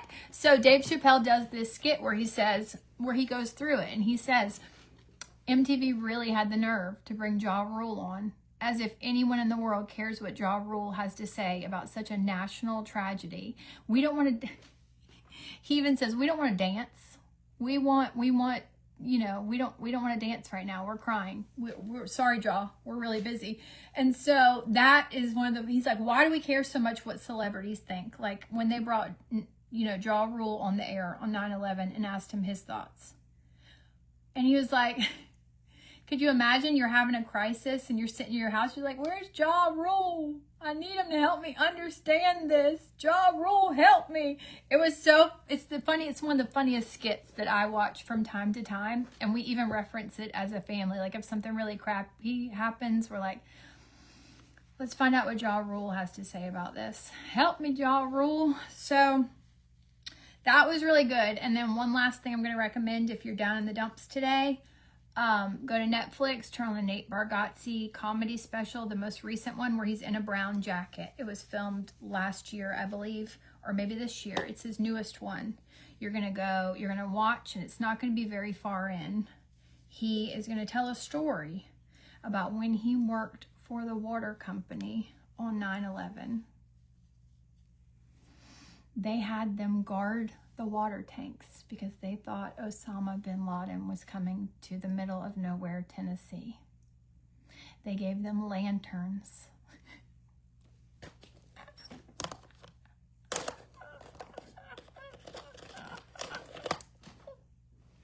I cry. I cry every time I listen to it. I cry tears of joy every time I listen to it, because it is literally the most random thing you've ever heard in your life. He said nobody knew how to act. I will say that. No one knew what to do. I still went to work and they sent me home. I was a telemarketer. Fun fact, I might have called some of y'all, asked you if you wanted to be part of the Blue Green Resort for a very brief time. It wasn't my thing. I'm sure you can imagine how that went. But for a brief amount of time, I was a telemarketer. You know what I did on 9/11? Saw the terrible things that happened, got up, took a shower, went into work. I was going to call people on 9/11 and ask them. I wouldn't do that today. I wouldn't do that today. On the actual day that this tragedy happened to our world, I thought we'd be at work, clocked in. I didn't really get it. I was like, it's fine. I'm just going to head over to work now because I'm young and I got nothing else going on. So I'm just going to head on into work. And so Josh took me to work, and I remember I had to call him back from my Nokia with the snake game on it, and I had to say, hey, can you come get me? It's closed today. Isn't that weird? And he was like, yeah, it's probably because of that thing in New York. I was like, oh, I guess so. I was in 6th grade. All right, baby. Nobody needs to know all that. I had a migraine in bed. I was with Josh and my best friend Jenna, and I remember watching it, and I remember thinking, what is happening? I mean, my brain couldn't wrap itself around it. It didn't make any sense to me at all. It made no sense. It was so hard for me to comprehend. I didn't understand the severity. I didn't understand the magnitude of the tragedy. I didn't understand. It was just crazy. It was crazy. It was a crazy time. And I feel like for some reason it sits with me very hard. Like every time I see something about 9/11, every time I watch something about every time I reference 9/11, like it feels like it could have happened yesterday in my heart. My uncle was coming home from work and no way. That's crazy. I mean, I don't mean to sound like the microwave the brain thing, but what if this video gets taken down? As the school's saying they're safe, and I thought, I want my babies home. Did you go get them? I can't remember if school's closed here or not. I'm gonna go out on a limb here and say probably not. They're rarely close for anything. So I'm gonna say no, they probably didn't. I really wanted to curl my hair on today's video, but I don't know where the thing is. My girl's awake. Can see her. I got this eye. There it is. There it goes. I was at Applebee's at work. It was dead silent with all the TVs on. What was going on? It was a very somber moment. My son was on a mission in Australia. He called home and said, Mom, what the hell is happening? No. A lot of people did. Another crazy thing to think about is Disney World. I read this story and I read it. Every time I come across it, I read it about 9/11 at Magic Kingdom. They were not allowed to tell guests why they were closing, but they decided to close the park because nobody had any idea what was going on or what was coming next. And so they decided to close the park, and they told guests, exit the park. It's now closed. Find the nearest cast member. And we didn't have these rectangles in our hands that we carried everywhere. Well, we did. We had Nokia, but it didn't go to the internet. It was such a more peaceful time back then. And so it said, if they asked a cast member, that was the only way you were allowed to tell people what was happening, is if they asked. And he said, I just remember people coming up to me saying, what's going on? Why is the park closing? And we would explain what just happened, and people just stood there. Like no one could comprehend it, because the way I read one time about the way a huge tragedy is processed in your brain. It's almost like it almost is acted out in your brain like a movie. Like you can't your brain doesn't comprehend that it's real at first, because you can't imagine the magnitude of a situation like that. So it takes a while, and it takes like a few hours of processing to really get it. I think you'd be good at phone sales, because I was so bad. I was like, hey, am I calling it a bad time? They'd be like, yeah, MFer, you sure are. You effing B. And I'd be like, all right, well, do you like Myrtle Beach? It wears you down. You can only do that for so long before you start hating Myrtle Beach yourself. It's like, they don't want to come to Myrtle Beach. And then they called me in the office. They're like, yeah, you're not selling anything. And I was like, nobody wants to come here. I don't know what you want me to do. Nobody wants to come here. Everybody keeps hanging up.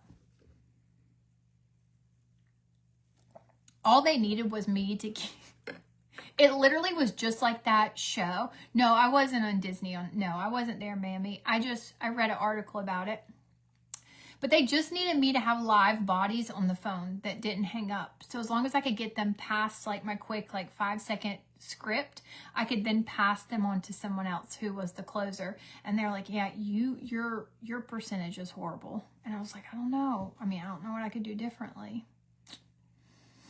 I got nothing. I literally cried in people's yard while I was trying to sell door to door. Annalie and I went to an appointment not long ago in that very location where I used to make calls.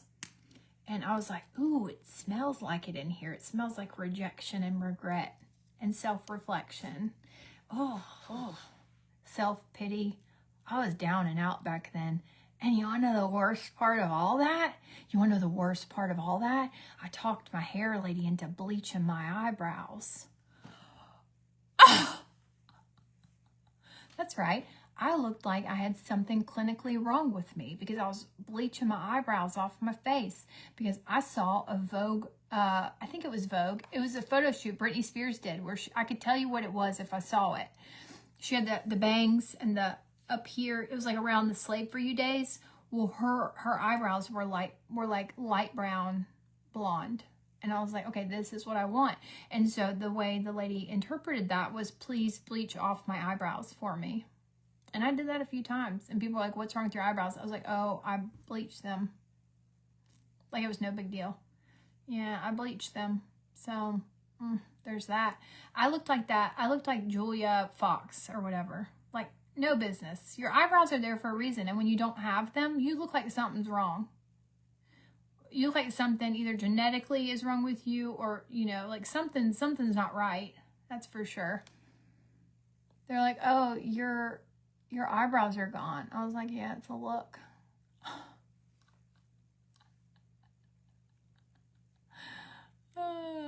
With my Gadzooks outfit on. Like, yeah, duh. Don't you know anything about style?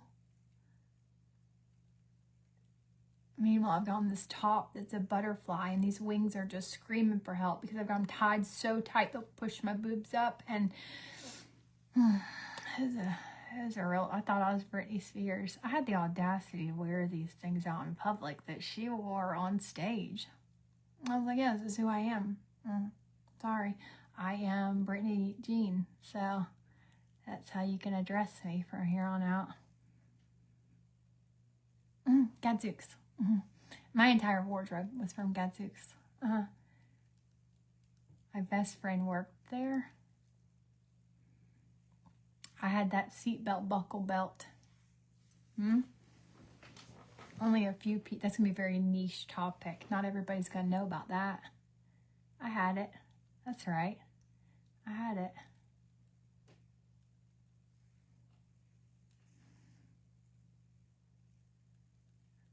It was a seatbelt buckle. And because I wasn't a big drinker, mine had soda tops all the way around it.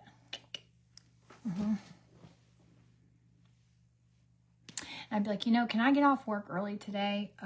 Britney Spears is performing on MTV and I gotta be home to hit record on the VCR. Can I get out of here? Can I skedaddle? Because even though I watched all of her stuff, I would also record it on a VCR. I was just trying to find myself. Oh, those few years after high school were tough, you know, like where do you go in life? Who are you? Are you an international pop star? It took me a while to realize I wasn't. So that was hard. That was also hard to come down to. Like, you're not. Well, I had it. So that's right. Envy me. The shade I use is the shade Nude Flip. I do wish I had pictures of me back then, though, because I was a little hot toddy. All right, can y'all hang on just 1 second? I think I need to... I really would like to stay here and curl my hair, but I need to find my little machine. I hope it didn't go to Oklahoma. No, it didn't. I used it yesterday. All right, here's what we're going to do. We're going to use this instead. Oh, God, this should be interesting. We're not going to use the tool that barely works. We're going to use the one that I'm not sure will work at all. Oh, dear. Oh, dear. Hold on.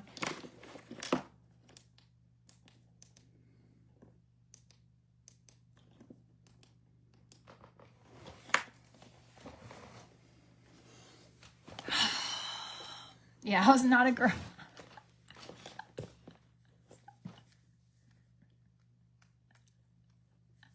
Josh and I were both lost at the time. In every essence of the word, we were lost. It was, you know, when you really like, when you don't know, you know, where you belong in the world, it's just tough. Things are tough. Things are tough. Okay, I don't know how to turn this on. I'm clicking the button, nothing's happened. Have I ever broke? 7 years. I think I got like 3 more left. All right, I don't know how to turn this on. Did anyone buy this from me? In my defense, I don't think I've ever used this on a live video or in real life. Has anyone ever purchased this from me? Can you tell me how to turn it on? Oh, you hold it. I knew that. You hold the button. Yep. Super advanced here. You were born in 83. See, I could be your mom. That would be cool. That would be super cool. At this point, I'd take whatever, you know.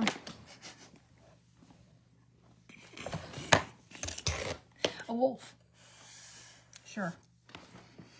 A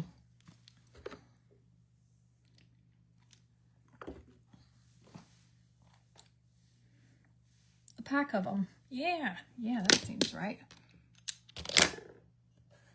I figured out it's okay, Christine. In my defense, I don't think I ever used it on a live video. Or at least I hope I didn't. So what do you guys have planned? Anything exciting going on today? I am a baby child.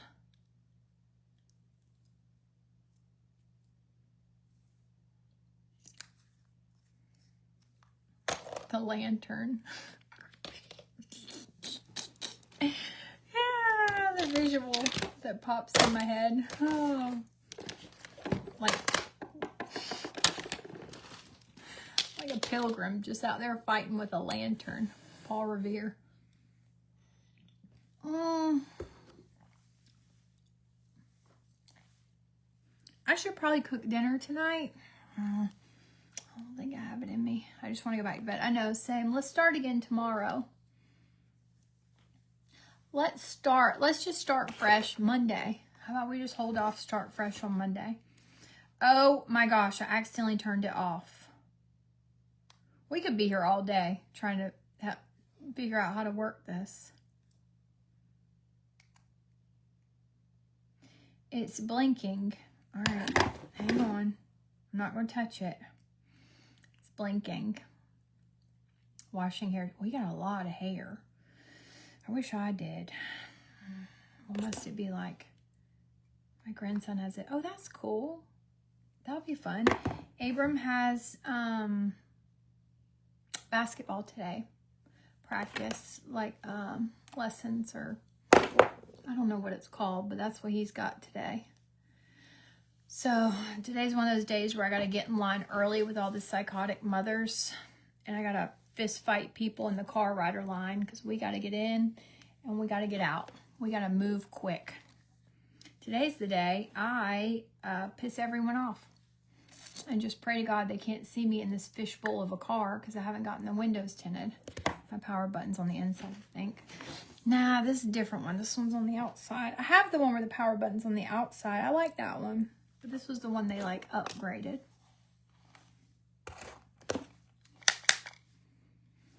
It was like the next version. I don't think I even had a chance to show it before getting the can.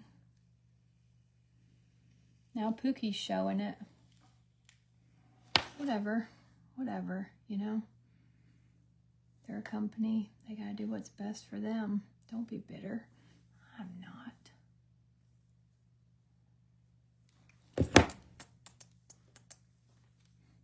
Forgot I hate wearing a collar when I do my hair. So anyways, that's how I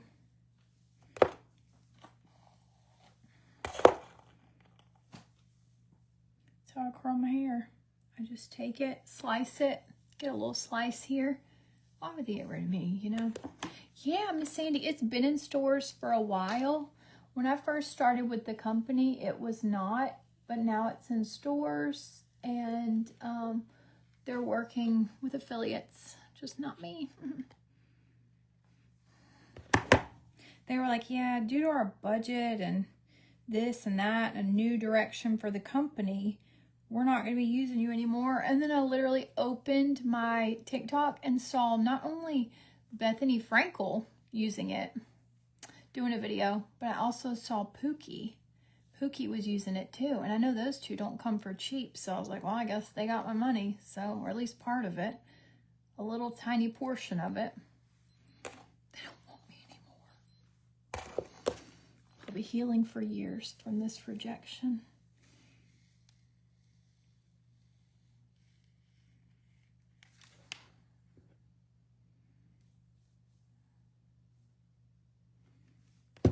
Oh, Ronnie's team don't come that way till January. Oh, for the tournaments.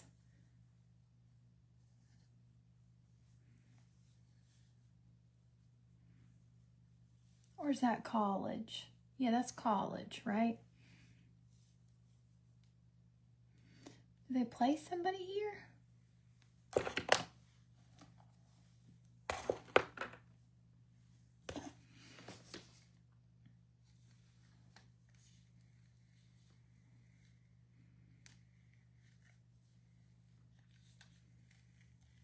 You know what's so weird to me? This is hard. This is really, really difficult. I can't imagine why they gave me the can.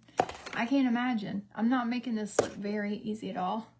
They have real people using it. You know, that's the age-old question.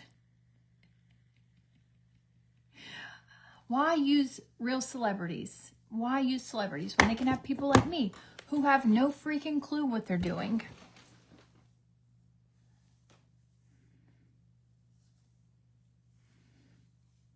I don't know. Your guess is as good as mine, sister. July 13th, plan to be at Disney. Dance night. Ooh, hot. That's a hot time. July 13th at Disney. All right, though. I can be there.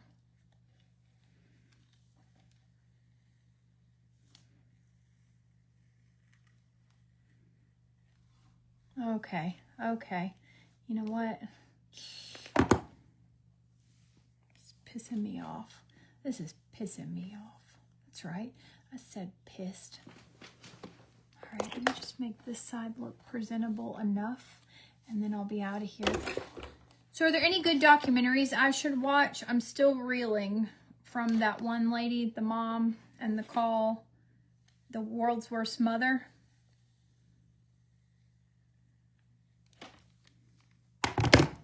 Have y'all seen the TikToks that came from that? They cracked me up. Annalie actually made one.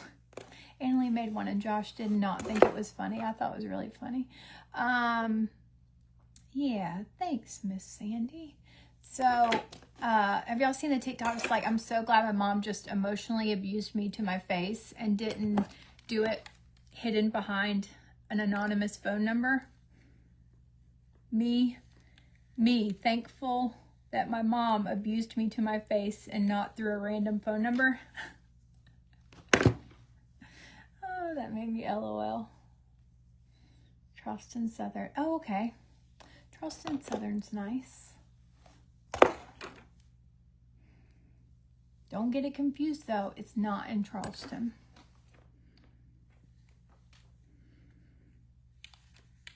All right, turn it, and then continue turning it. It'll do. It'll do. This side's going a lot better than the other side.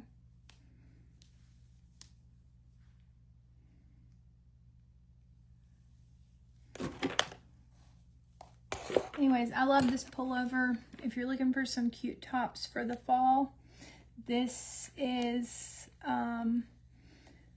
really great. This is a really great top that's on sale. Really inexpensive. Over on the other app, I linked it, and I linked it here in this video, I think. But that was my secret. My secret's out. My daughter went to surprise her cousins, and I'm just happy I was not the one that messed the surprise up. I'm happy it stayed a surprise the whole time, because I don't want to be the one with my big mouth saying too much. So like every day we were preparing for her trip, I just couldn't tell you guys about it. Like every day she'd work ahead in school and get all of her things caught up and get ahead with all of her lessons, and then we'd shop or like get her nails done or whatever. And oh my God, dang it, that was just weird. I am missing it. My code is still good. I haven't I just feel like I like what I'm doing now and it's working, so I'm not necessarily not doing things with them.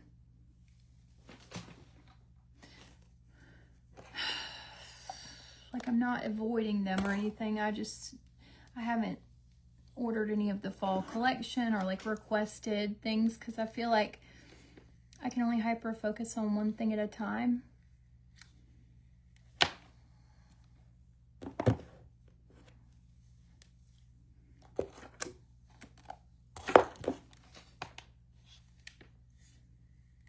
Great clothes though. Everything fits really good. It's okay. The back of your hair. That's right. You can say no, and the back of your hair is none of your business. So it's fine. It's fine. Everything's fine. Did y'all see that Wicked 2 is coming back out? Wicked 2 is coming out in November. And so I'm getting excited because I want to see how it ends. Because how rude is that to have a movie? I feel like it's like that Summer I Turned Pretty show. Like I'm so invested and I've had to wait so long to find the outcome. I don't have a very good memory. I've already forgotten what happened in some of the earlier seasons. Like I'm watching TikToks about some of these things that happened in the beginning of this show. And I'm like, I don't recall watching. It's like the first time I'm seeing it. I'm like, I don't remember that happening. It's like a shock to me. Kind of like history. Like Nate Bargatze says that all the time. History is a surprise to him. Me too. If I learned it, I don't remember. All right, that's good. That's gonna have to be good enough because it's only getting worse.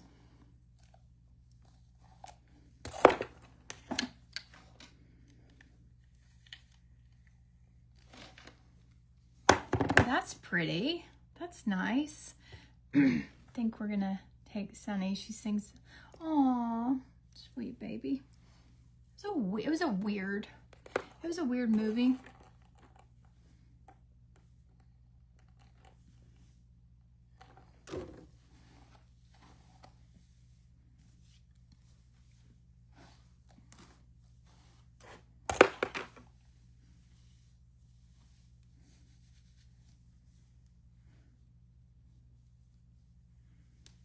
You know what my favorite pastime is? I like to ask Josh things like this. So, did you get to watch this as a child?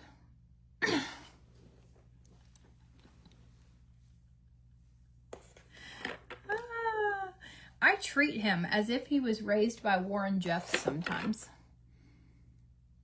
No offense to his family. It's just, you know, I didn't grow up like that. I grew up like, you know, there was nothing was off limits. So whenever Josh, like whenever I think about something, like for instance, the other day, Wizard of Oz, I was like, have you ever seen this?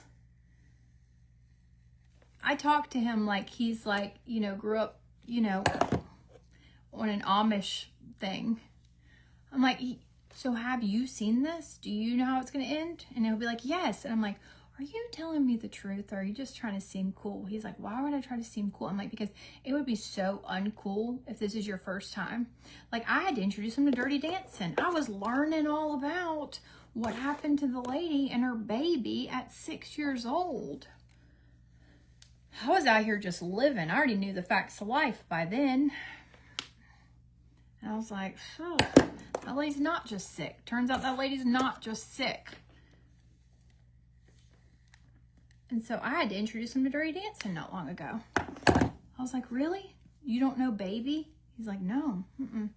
He loved it. He was like, dang, that was actually a really good movie. I'm like, thank you. Told you. Couldn't watch the Smurfs, you know? Couldn't watch Nickelodeon, but they would sneak and do it anyways. I remember one time Josh and I were dating. This was like 2001. Blockbuster was still around, if that tells you anything.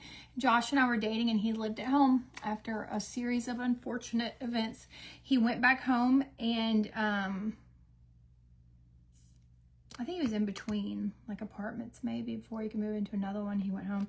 Anyways, we brought home an R-rated movie from Blockbuster. Clyde stopped us in our tracks. He said, not in my house.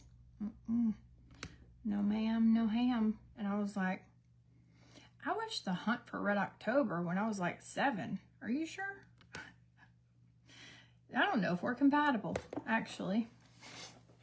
I am so much more advanced than you in the exposure department. But no, he lived a life. He did. He lived a crazy life. Josh would do, he was the preacher's kid. So he may not have been watching R-rated movies in his house, but don't worry. He was doing all the things outside of his home.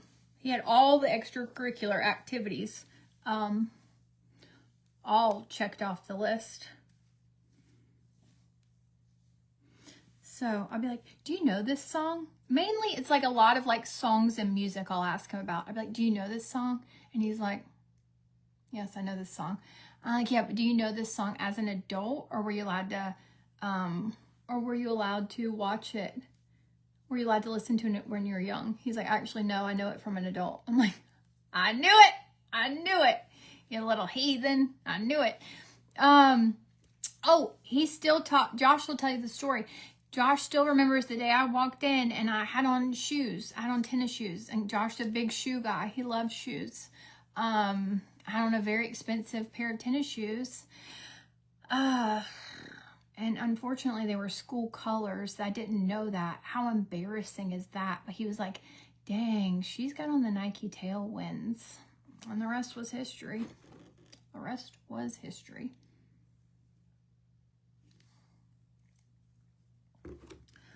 He's like, I still remember that. I'm like, yeah, I remember you, bad self, putting a fish in the thing. Shoes. And then one time I wore flip-flops to school, and Josh took them off my feet in science, and he threw them out in the hallway as a joke, and someone picked him up and ran off with them, and the bell rang.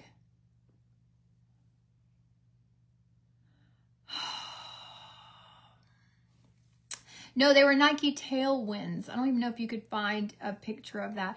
I thought he was the funniest boy there ever was, but he had a girlfriend. And then I got a boyfriend, and so it was like years of just friendship, and that's how it started. It wasn't until August 2001, he was getting ready to go into the military. And a friend of ours that we actually still hang out with to this day, don't worry, he gives himself all of the credit for our relationship. He brought Josh to my house. And then it wasn't even history after that. Then there was a lot of ups and downs. But then he got it together eventually, and here we are. What a love story. Straight out of a fairy tale. That's so chaotic. Yeah, what a freak. I know, what freaking rascal. I don't remember remember how I got my shoes back, but like 15 or 20 minutes after the bell rang, finally somebody brought me my shoes, and I had to be somewhere. I was like, I have to go now. I have to go. I was like crying. I was really upset, and he felt awful. He felt so bad. I still remember they were black flip-flops with with beaded flowers on the straps, and he hid them from me. And then we went to play putt-putt as friends.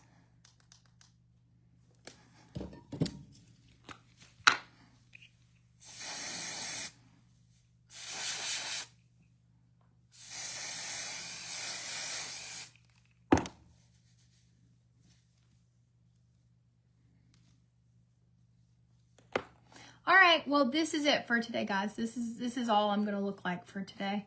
How about this? How about we meet back here tomorrow? I've got to go do a few things now on the other side and whatnot. And then I'll talk to you guys later, okay? All right, bye.